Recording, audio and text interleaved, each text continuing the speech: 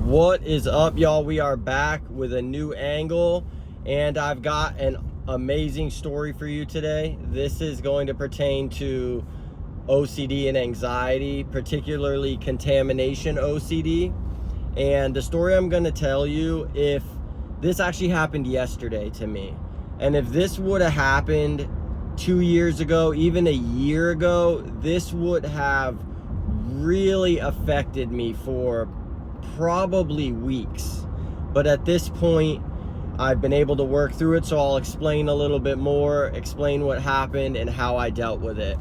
So yesterday, I got done at a job and I went to pick up some lunch. My plan was to grab lunch, pull into the gas station, eat that lunch, grab a drink, and then move on to the office so I could do computer work. So as I got to the place to pick up my food, they have a little sink in the back. So I checked in, walked to the back sink, and I washed my hands very good because I like to wash my hands before I eat. Clean hands are important to me. So then I pay for my food. They gave me the bag. I pay for my food with my card. All I had to do is tap it. Then I push the door open. It's a push door. Walk straight to my truck, get into my truck, and I drive to the gas station to sit in the parking lot and eat. I bought a new steering wheel cover the other day, and on the back side of it, there's like a couple little strings that have come loose. So when I've been fiddling with it, and I thought, when I get to the gas station, I'll cut these strings loose. So as I'm doing that, I pull my knife out, I cut the strings loose. The razor blade touches my finger, but I didn't think anything of it. And I set the razor blade back down. I grabbed my food. I grabbed my phone to pull up a podcast. So, about a minute and a half, maybe 2 minutes has gone by since I cut the thread. I open my box of food on my lap and I look at my fingers, and there's a little bit of like smeared red blood. And I'm like, I freeze. And I look at my fingers to try to find a cut where it came from, and there's not like a real significant cut. And if you know anything about working with razor blades, you can barely touch yourself, not even really cut yourself, and it will poke you enough to make you start bleeding. So I take a breath, and then, mind you, my hands are right here and the food is in my lap, and I'm like, oh my gosh. So I just kind of flip the tray over just to cover the food. I get some hand sanitizer. I wipe my hands. I rub my hands off like the blood's all gone. I stop for a second. I think to myself, I haven't gone anywhere. This blood somehow got on me from the point when I washed my hands to when I got in my truck, and all I did was push the door open with my palm. So I start to kind of like tell myself a logical story. I'm not reassuring myself, but I'm working through what has just gone on. And I'm like, logically, this is my blood from messing with that string. I'm not gonna freak out about this. I actually do the hand sanitizer one more time just to make sure it's off my hands because I'm about to eat. And then be honest with you, I had lost my appetite at that point. Now my anxiety is at a very high point. So I'm not extremely hungry anymore. But I say to myself, like, there's no way that you can throw this plate of food away, go in the gas station, get a protein shake, and have had a successful exposure response prevention scenario. What you need to do now is continue and eat your food. The chances that that blood is not yours are extremely low. Is there a chance? Yes. I could have been on the door and I didn't see it. But the amount of blood that was on your hands did not get in the food. It dried on your skin. It was a small amount. Proceed forward with what you were doing. So I eat my lunch and have some more thoughts about, this, and tell myself a couple things. One, that was a very small amount of blood.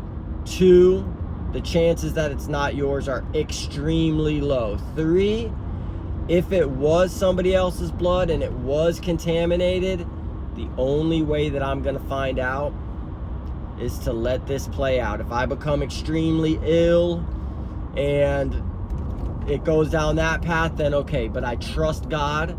Everything that goes on, I'm trying to learn, is a test. And I want to show the Lord that I am who I say I am. I have the faith.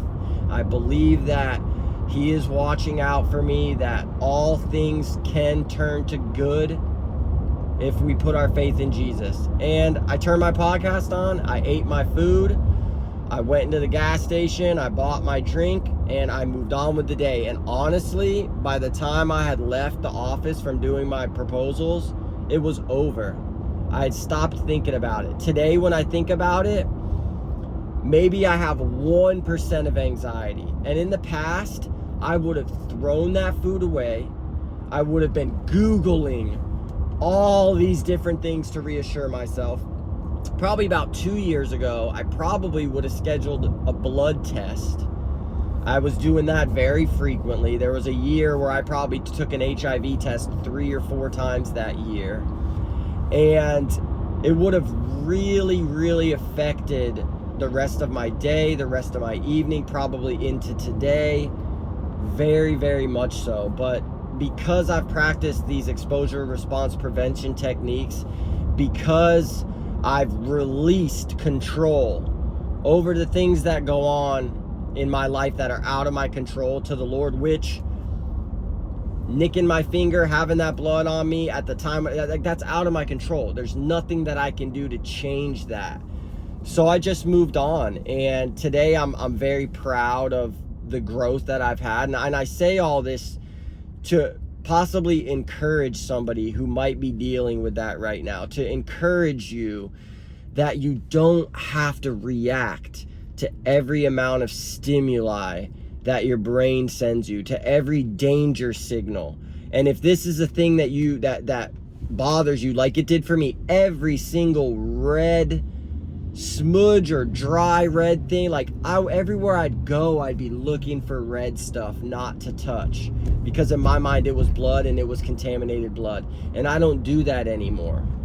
So I knew that this was an important opportunity to practice all the things that I preach in a real life scenario to work through it. So I wanted to share that, guys, with you. I hope that gives somebody hope. I hope that you can take this scenario that I went through and try to apply some of that faith in your OCD recovery journey. And something that I've been doing more and more is I'm not speaking OCD over my life. Yes, I have grown up. I was diagnosed with OCD. I have a ton of obsessive compulsive tendencies, but it is not who I am. I am not a person with OCD. I don't identify that anymore. I'm a father. I'm a business owner. I am a son of the Most High God.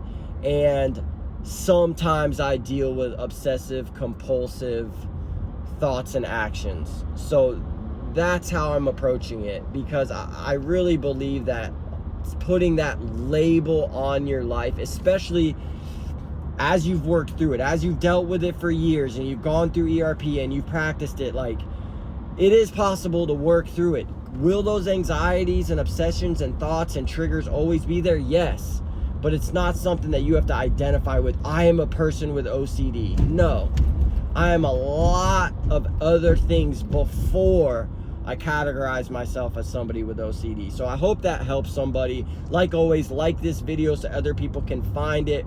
Leave me a comment of some ways that you've worked through some obsessions and some compulsions in your life, and what you're doing today that's a positive outcome from working on those things. I like to hear people's stories. Leave me a comment if this video has encouraged you or helped you at all. I appreciate every single one of my subscribers. We're over 1,000 subscribers, and I know you all are organic, because you are not finding my content or subscribing to my channel because I'm wildly entertaining or that I have the most profound thoughts of anybody on the internet. you are subscribing to my channel because you identify with some of the stuff that I go through, that I do in my life. You might be a business owner, or you're just a normal person trying to get by, trying to evolve, trying to evolve as people, trying to develop, have personal growth and develop in your life. So I hope this resonates with you. I love you all. God bless.